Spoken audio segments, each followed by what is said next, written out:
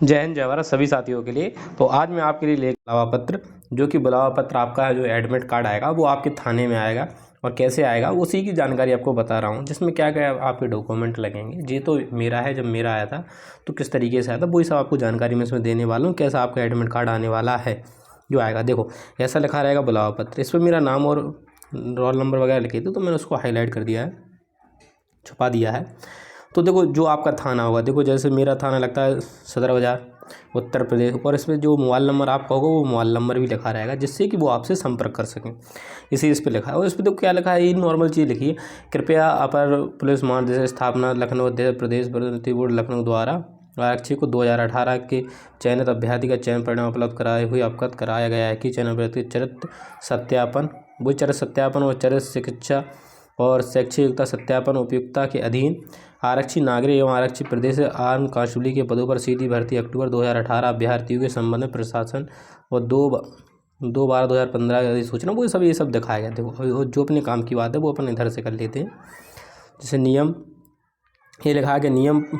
15(6) में निहित व्यवस्था के अंदर चिकित्सा परीक्षा व्यवस्था निम्नवत है। अब देखो वो क्या है, ऐसे अभ्यर्थी जिनका चयन सूची में है, जो आपकी सूची आई है ना जिसका नाम है वही निम्नलिखित प्रदायी द्वारा चिकित्सा परीक्षा में उपस्थित होने की अपेक्षा की जाएगी, मतलब उनसे अपेक्षा करेंगे जो उसमें लिस्ट में नाम आए। अब देखो दूसरा पॉइंट क्या है कि नियुक्त अधिकारी महानिदेशक चिकित्सा स्वास्थ्य के परामर्श से चिकित्सा परीक्षा संचालित किए जाने के लिए 3 चिकित्सकों के पैनल संयुक्त एक चिकित्सा परिषद गठित की जाएगी। ठीक है, संबंधित जिला चिकित्सा अधिकारी से अनुरोध है कि उक्त पैनल पुलिस विभाग खंड द्वारा से यथावत और कोड कृत पुलिस भर्ती चिकित्सा परीक्षा प्रपत्र के अनुसार चिकित्सा परीक्षा संचालित करेगा। फिर लिखा तीसरा पॉइंट आपका, कोई अभ्यर्थी जो अपनी चिकित्सा परीक्षा में संतुष्ट ना हो, मान लो जैसे कोई लगता है जिसको लगता है कि मुझे बाहर वैसे ही कर दिया, मेरी आंखों में दिक्कत नहीं थी या मेरी नौकरी में दिक्कत नहीं थी और मुझे क्या करना है बाहर कर रहे हैं और मैं फिट हूँ, तो वो क्या कर सकता है, वो परीक्षा के दिन मंडलीय चिकित्सा परिषद में समक्ष अपील दाखिल कर सकता है। ठीक है, चिकित्सा परीक्षा में संबंध किसी अपील पर विचार नहीं किया जाएगा यदि वह उसकी चिकित्सा परीक्षा और उसके परिणाम की घोषणा के दिनांक के पश्चात किसी दिनांक को दाखिल की जाती। देखो इसमें साफ साफ आपसे लिखा गया है कि अगर आपको कोई प्रॉब्लम होती जैसे नहीं किया जाएगा, यदि उसकी चिकित्सा परीक्षा उसके परिणाम की घोषणा के दिनांक के पश्चात, मान लो जैसे आपका मेडिकल 15 को है, 15 अप्रैल को है, तो ठीक है 15 अप्रैल की दिनांक के पश्चात किसी दिनांक को दाखिल की जाती है तो फिर कोई नहीं, कुछ उसका वो नहीं होगा फिर। ठीक है, फिर अपील हेतु गठित चिकित्सा परिषद के आवेदक के चिकित्सा कमी से संबंधित एक विशेषज्ञ होगा। आवेदक द्वारा अपनी चिकित्सा परीक्षा के संबंध में दाखिल अपील मंडलीय चिकित्सा परिषद के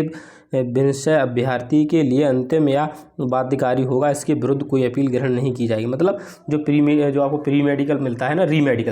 री मेडिकल मिलेगा, उसके अनुसार अगर उधर से भी आपको बाहर कर दिया जाएगा फिर आपकी कोई भी अपील नहीं सुनी जाएगी। फिर चिकित्सा परीक्षा संचालित करने के लिए विस्तृत अनुरोध पुलिस महानिदेशक द्वारा जारी किए जाएंगे। परिषद के सदस्यों जो जानबूझकर गलत रिपोर्ट देते पाए जाएंगे, मान लो कोई डॉक्टर है जो मतलब गलत रिपोर्ट देता है कि नहीं ये पास है, मतलब अगर उसमें कमी है तो उसको भी बता दिया कि नहीं ये सही है, या मान लो वो सही है और उसकी बता दिया कि नहीं इसमें कमी है, तो ऐसे लोगों के खिलाफ क्या करी जाएगी, कार्रवाई की जाएगी। फिर चिकित्सा परीक्षा में असफल पाए गए अभ्यर्थी नियुक्त प्राधिकार द्वारा अनुपयुक्त घोषित किए जाएंगे और ऐसे रिक्तियां अगले चयन के लिए अग्रणित की जाएंगी जो पास हो जाए उनके लिए। जी तो अपना हो गया कि डॉक्टरों के लिए दिया गया था, डॉक्टरों के लिए डाटा। अब बात कर लेते जैसे कि मेरा मेडिकल ओपीडी के क्रम में आपको निर्देशित किया जाता है कि चिकित्सा परीक्षा हमारी जो हुई थी वो 20/8 को हुई थी, मतलब सितंबर अक्टूबर पहुँच गया, जुलाई और अगस्त में हुई थी, जो कि 33 वाहिनी पीएससी झांसी में 8 बजे की वाहिनी नोडल अधिकारियों को संपर्क कर गठित चिकित्सा परिषद समय उपस्थित होना सुनिश्चित करें, साथ में निम्नलिखित अभिलेख। अब देखो क्या क्या अभिलेख लेकर जाना था। देखो जैसे कि पहला नंबर है कि शैक्षिक योग्यता प्रमाण पत्र, मतलब जैसे शैक्षिक योग्यता आपने हाई स्कूल इंटर से बनवा सकते हैं, और अंतिम शिक्षा जहाँ से आपने लास्ट किया हो, जैसे कि आपने मान लो इंटर तक किया तो आप इंटर का लास्ट का चला सकते हैं। अगर आपने बीए बीएससी भी कर रहे हैं तो उससे, या बीएड वगैरह कर रहे हैं तो उस संस्था का अंतिम वो आपके पास चरित्र प्रमाण पत्र होना चाहिए, और निवास प्रमाण पत्र होना चाहिए जो और आवेदन पत्र में दर्शाए गए हों, जो भी आपके आवेदक पर जो भी आपने निवास प्रमाण पत्र फॉर्म भरने में दर्शाया था वही फॉर्म पत्र लेकर आना है, और उसकी 2 क्या लेकर आनी है, फोटोकॉपी। मूल प्रतियों के साथ 2 स्वयं प्रमाणित प्रतियां, मतलब आपको फोटोकॉपी और स्वयं प्रमाणित होनी चाहिए। वो वहीं भी प्रमाणित कर सकते हो आप। आरक्षण संबंधी प्रमाण पत्र, आवेदक को पत्र में दर्शाए गए, जैसे आपने एससी कैंडिडेट हो, आपने दर्शाया कि मैं एससी का हूँ, तो आपने उसमें आरक्षण वाला वो लगाया, तो आपको एससी का सर्टिफिकेट लेने का आना पड़ेगा जो कि आपने उसमें लगाया था ऑनलाइन करवाते समय। दो स्वयं प्रमाण पत्र। फिर है तो ग्राम मोहल्ले या तो ग्राम मोहल्ले या जो आपको समय 2 व्यक्ति जो जानते हो आपको, ठीक है, भाली भांति जानने के चरित्र के संबंध में उल्लेख करते हुए निर्धारित प्रमाण पत्र, मतलब 2 आप व्यक्तियों से भी लिखवा सकते हो जो आपके गांव के जान पहचान, जैसे कि मैंने एक अंकल से लिखवाया था, वो आपके समाज के नहीं होने चाहिए, वो अन्य समाज, जैसे कि मान लो आप यादव हो या ठाकुर हो या मतलब जाटव हो या जाट हो, आप जिस समाज से बिलोंग करते हैं आपके वो उस समाज का ना हो और अन्य समाज की किसी से भी करवा लो तो ज़्यादा अच्छा रहता है, ठीक है। 10वां क्या, 10 फोटो साइज फ़ोटो, 10 क्या लेके जानी है आपको, फ़ोटो लेकर जानी है अपनी, और निर्धारित प्रारूप में शपथ पत्र, और एक शपथ पत्र बनेगा तो वो भी आपको शपथ पत्र बनवा के ले जाना है। फिर फोटो युक्त पहचान पत्र, पहचान पत्र में देखो चाहे वोटर ID भी ले जा सकते हो, आधार कार्ड भी ले जाओ, पैन कार्ड, ड्राइविंग लाइसेंस या पासपोर्ट में से कोई एक, मतलब इतने सारे डॉक्यूमेंट में से कोई भी आपका एक चलेगा, आधार कार्ड चलेगा, वो आप सबको पता है। फिर जो कोविड था जब उस टाइम पे, तो कोविड-19 RT-PC टेस्ट नेगेटिव रिपोर्ट एकदम 72 घंटे पूर्व की हमको वो रिपोर्ट भी लगानी थी उसमें। फिर अब बात कर लेते हैं इधर कि चौथे नंबर पे क्या है, यदि आप निर्धारित तिथि या समय पर चिकित्सा परीक्षा हेतु उपस्थित नहीं होते हैं तो इसका पूर्व उत्तराधिकारी आपका ही होगा। अगर आपका मान लो 13 अप्रैल को मेडिकल और आप नहीं उपस्थित होते हो तो ये आपकी गलती मानी जाएगी और आपको अनुपस्थित मान लिया जाएगा। अनुपस्थित होने की दशा में आपके चयन अभ्यर्थन को निरस्त किए जाने के संबंध में समक्ष प्राधिकार द्वारा विचार किया जाएगा कि उन्हें निरस्त किया जाए। 5वां पॉइंट क्या है कि चिकित्सा परीक्षा में असंतुष्ट अभ्यर्थी द्वारा चिकित्सा परीक्षा के दिन ही निर्धारित प्राप्त कुछ जनपदीय नोडल अधिकारी के समक्ष अपील जो परिक्षेत्रीय नोडल अधिकारी को संबोधित होगी प्रस्तुत करेगा, इसके बाद अपील स्वीकार नहीं की जाएगी। मतलब उसी दिन आपको वो जो भी आपको लगता है नहीं सर मेरा ऐसा है, तो आप अपील डालेंगे तो आपका रीमेडिकल मिलेगा आपको, तो वो उसी दिन आपको देना है।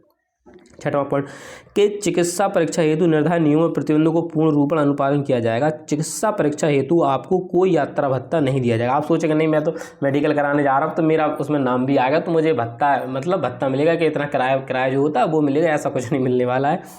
अब पॉइंट 7 की बात कर लेते हैं अपन।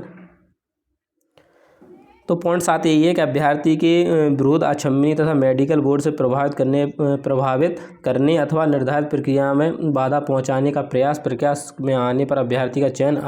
अभ्यर्थन निरस्त कर दिए। जो मैंने आपको बताया था कि आपको जो भी दिशा निर्देश डॉक्टर देते हैं कि नहीं आप ये पढ़िए, आप ऐसा करिए, इधर सुनिए, तो आपको उनकी बातों पर ध्यान देना है। आपको अपने मन से कुछ नहीं करना, वो क्या इधर देखो तुम उधर देख रहे हो, तो देखो उसने कहा है कि अगर वो बात नहीं मानते तो उनका अभ्यर्थी को निरस्त कर दिया जाएगा। तो इतनी ये सारी जानकारी थी आपकी जो आपका थाने से आपको इसी प्रकार का मिलेगा और उसमें ये सारी जानकारी जो मैंने आपको पढ़ के बता दी। अगर आपको